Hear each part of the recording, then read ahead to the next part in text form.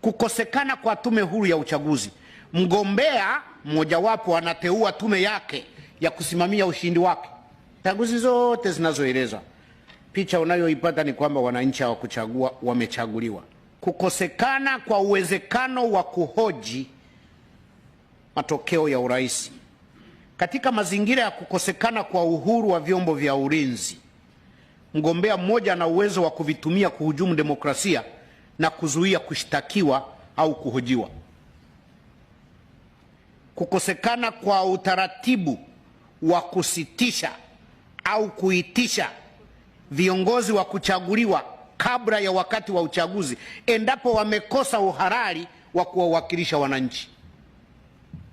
Kwamba mnanichagua mimi leo alafu naamua kukaa nyumbani kwangu Karagwe na mshahara naendelea kuvuta mpaka miaka 5 ipita, hamna cha kunifanya, mmeshanichagua.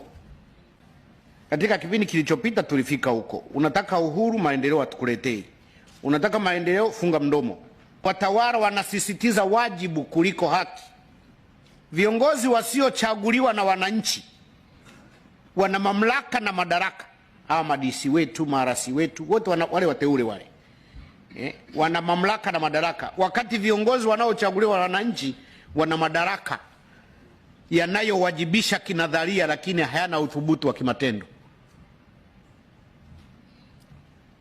Wasiochaguliwa na wananchi wana nguvu na madaraka. Wanaochaguliwa na wananchi ni mdomo tu, si ndio?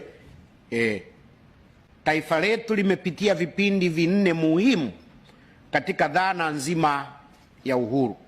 Kipindi cha kwanza, uhuru usioleta kujitawala, tuliuita uhuru wa bendera.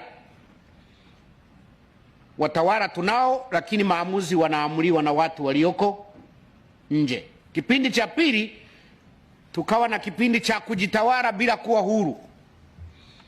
Viongozi ni wetu wenyewe, wakatugeuka na kuanza kutufanya kama wakoloni walivyokuwa wakitufanyia.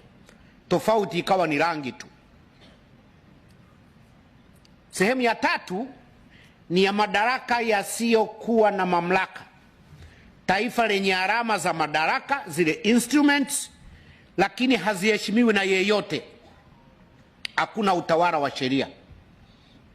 Kama kule porini tu, unaona simba anakimbia na kamata kaswara na kula. Kuna nyumbu anazaa hapo mtoto kabla hata hajamnyonyesha, anakuja mwingine anachukua na kula. Na kipindi cha 4 ni mamlaka yasiyokuwa na madaraka. Utawala wa sheria unaojenga matabaka na kuwatumikia watu wachache. Pia ni pale inapokuwepo katiba, lakini watawala wana nguvu kuliko katiba yenyewe. Hii inaitwa katiba bila ukatiba. Constitution without constitutionalism. Unakuta una rais na nguvu kuliko katiba, na nguvu kuliko nchi, spika na nguvu kuliko bunge lenyewe. Nishasema askofu ana nguvu kuliko hata kanisa lake, sheha na nguvu kuliko msikiti. Ndio hiyo, una katiba lakini viongozi wana nguvu kuliko katiba yenyewe. Watawala wakisisitiza uhuru wenye mipaka kuliko uhuru kamili. Huu msemo wa uhuru wenye mipaka ni fashionable sana kwa watawala wetu, na mimi nimeubatiza kwamba huo ni utumwa mstaarabu. Uhuru wenye mipaka ni sawa na kusema huu ni utumwa mstaarabu. Bunge ambalo ni sauti ya wananchi linajikita sana katika kuishauri serikali kuliko kuisimamia, na mihimili ya dola yote mitatu inaungana katika kushambulia uhuru na kuwachagulia wananchi maendeleo. Wananchi wanajikuta wanaiogopa serikali na serikali haimwogopi yeyote. Maendeleo ya vitu yanageuka kuwa kinga ya watawala kutojihusisha na maendeleo ya ukombozi wa fikra za watu. Kukosekana kwa haki ya kuchaguliwa mpaka uwe mwanachama wa chama cha siasa. Kura yako wanaitaka, lakini wewe huna haki ya kufanya nini? Ya kuchaguliwa. Una haki ya kuchagua, lakini huna haki ya kuchaguliwa. Serikali inaweza kuingiliwa, bunge linaweza kuingiliwa, mahakama inaweza kuingiliwa. Kukosekana kwa utaratibu wa kuishtaki serikali bila kuiomba ruhusa. Yaani unanikosea, unanipiga, alafu unasema ukitaka kunishtaki uje uniombe ruhusa. Unasikia Deus eh? Yaani unanipiga, alafu unaninyima na haki ya kukushtaki mpaka nije kuomba ruhusa kwamba naomba nikushtaki.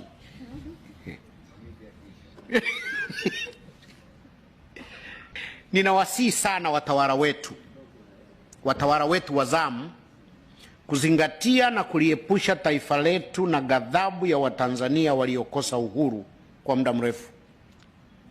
Siku wakikata minyororo hawa waliokosa uhuru, tutashuhudia maafa makubwa sana.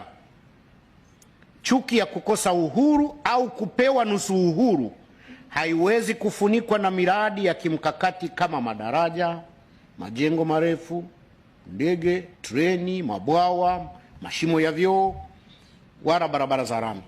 Havitoshi kufunika hitaji la watu kuwa huru. Mambo haya ni mazuri, haya niliyotaja ni mazuri, lakini kamwe yasilinganishwe na uhuru wa watu. Katiba mpya inayoweka mkataba kati ya watawala na watawaliwa na kutamka wazi jinsi watawaliwa wanavyotaka kutawaliwa, sivyo jinsi watawala wanavyotaka kutawala. Katiba hiyo ndiyo suluhisho la amani ya kudumu ya taifa letu. Ndugu zangu, uhuru ndio utu. Uhuru ndio utu na havitenganishwi. Uhuru na utu havitenganishwi.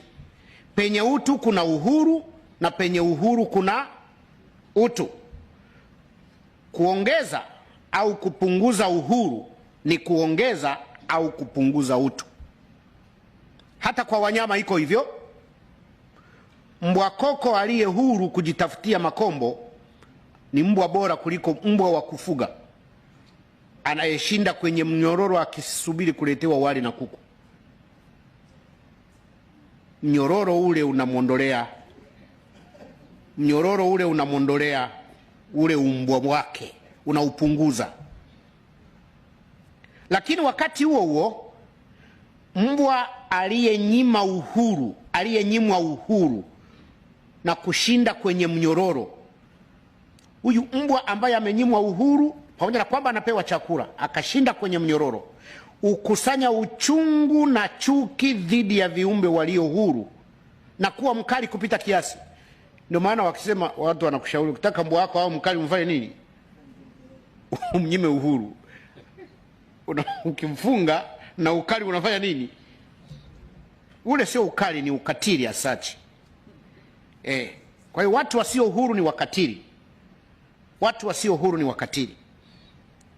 Kwamba mbwa anayeshinda kwenye mnyororo anakusanya uchungu na chuki dhidi ya viumbe walio huru na kuwa wakali kupita kiasi. Matokeo ya uchungu na chuki hiyo, ipo siku mbwa huyo akakata mnyororo na kufanya maafa makubwa. Kilele cha kielelezo cha chuki ya mbwa huyo dhidi ya mnyororo unaomnyima uhuru ni pale mbwa anapoweza kumshambulia hata mwenye nyumba na kumjeruhi vibaya sana, akasahau wali anaopewa, akasahau hata godoro analolalia, akamrukia bwana wake na kumjeruhi vibaya sana. Na uhuru na maendeleo havitenganishwi. Asanteni sana.